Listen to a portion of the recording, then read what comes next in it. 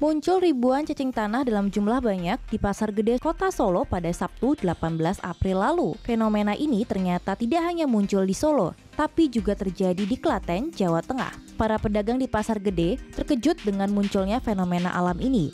Menurut salah satu pedagang bakso bernama Marsono, ia sudah mencoba membersihkan cacing-cacing itu, tapi bukannya bersih, justru terus keluar dari tanah. Isu-isu yang mengaitkan fenomena alam tersebut dengan pertanda akan datangnya gempa pun menyebar luas.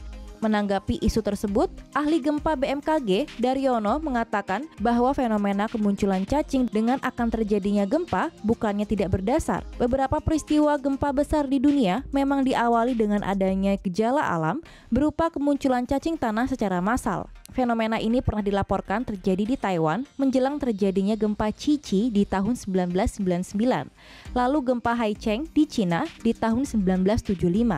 Dilaporkan beberapa hari sebelumnya muncul banyak cacing tanah ke permukaan tanah. Menurut Daryono, kemunculan cacing tanah di permukaan menjelang gempa terkait anomali gelombang elektromagnetik frekuensi rendah. Namun menurutnya, masyarakat tidak perlu khawatir. Berdasarkan laporan kemunculan cacing, selalu didukung data perilaku gejala alam tak umum lainnya seperti kemunculan ular di beberapa tempat, anjing yang terus menggonggong, dan ikan yang melompat-lompat di kolam. Penyebab fenomena cacing ini juga bisa diduga akibat adanya perubahan cuaca, iklim yang mendadak, juga kemungkinan terpapar bahan kimia seperti desinfektan. Beliau mengatakan, meskipun begitu kita perlu waspada karena wilayah Indonesia memang rawan gempa. Sementara itu, menurut pakar lingkungan hidup Universitas 11 Maret Solo, Prabang Setiono menegaskan bahwa kemunculan cacing-cacing itu bukan dari desinfektan yang akhir-akhir ini disemprot di berbagai tempat karena wabah corona. Ia justru melihat peristiwa itu logis jika dihubungkan dengan fenomena meningkatnya aktivitas gunung secara bersamaan. Namun, ia mengaku belum melakukan penelitian lebih mendalam. Pada Sabtu 11 Maret, warga Twitter Indonesia dibuat panik dengan informasi yang beredar bahwa 4 gunung berapi di Indonesia mengalami erupsi secara serentak. Keempat gunung tersebut adalah Gunung Anak Krakatau, Gunung Merapi, Gunung Kerinci, dan Gunung Semeru. Narasi yang membuat kepanikan di media sosial tertulis, tweet ini diunggah pada Sabtu 11 Maret, pukul 3 dini hari, telah di-retweet sebanyak lebih dari 800 kali dan mendapatkan 2.600 likes. Saat dikonfirmasi oleh Kompas.com kepada Kepala Pusat PVMBG, Kasbani mengatakan erupsi gunung api di Indonesia terjadi setiap hari. 4 gunung tersebut tidak erupsi serentak namun dalam waktu berdekatan. Mengutip penjelasan Kasbani dari Kompas.com, memang sudah biasa ada beberapa gunung api erupsi di Indonesia. Setiap hari selalu ada erupsi. Tidak tepat kalau dikatakan bersama-sama waktunya. Ia menegaskan, erupsi yang terjadi pada keempat gunung berapi tersebut tidak saling berkaitan karena setiap gunung api punya dapur magma masing-masing. Anak Krakatau yang berlokasi di Selat Sunda merupakan gunung berapi yang terbentuk dari sisa-sisa letusan gunung api Krakatau di tahun 1883. Gunung Anak Krakatau erupsi pada Jumat 10 Maret lalu pada pukul 22.23 waktu setempat. Kolom abu berwarna kelabu tebal tercatat setinggi 500 meter dari atas puncak, diikuti dengan erupsi menerus tipe Strombolian. Gunung Kerinci di Jambi terakhir erupsi pada Maret 2019 dengan kolom abu setinggi 600 meter. Pada Jumat lalu, Kementerian ESDM melaporkan getaran dan gempa pada Gunung Kerinci. Gunung Semeru, gunung tertinggi di Pulau Jawa, juga erupsi pada hari yang sama, dengan 42 gempa ledakan dan kolam abu setinggi 400 meter yang bertiup ke arah utara.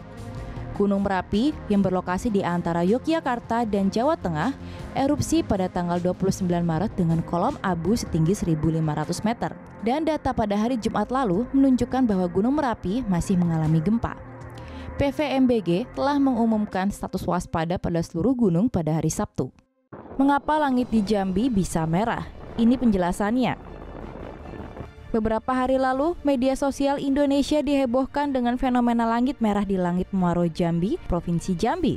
Sinar matahari pun sulit menembus asap tebal akibat kebakaran hutan. Badan Meteorologi, Klimatologi, dan Geofisika atau BMKG telah memberikan penjelasan ilmiah melalui akun Twitter resminya @infohumasbmkg.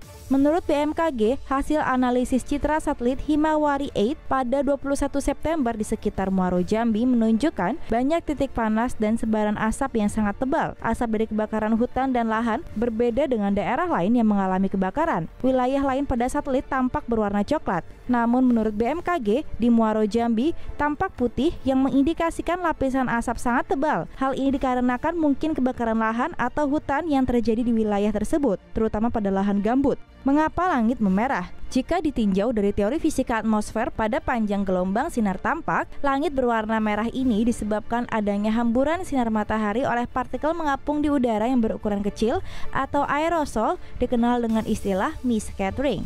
Tulis @info-humas-bmkg. Menurut BMKG, mist scattering terjadi jika diameter aerosol dari polutan di atmosfer sama dengan panjang gelombang dari sinar tampak matahari. Panjang gelombang sinar merah berada pada ukuran 0,7 mikrometer. Selain konsentrasi tinggi, sebaran partikel polutan juga dapat membuat langit berwarna merah.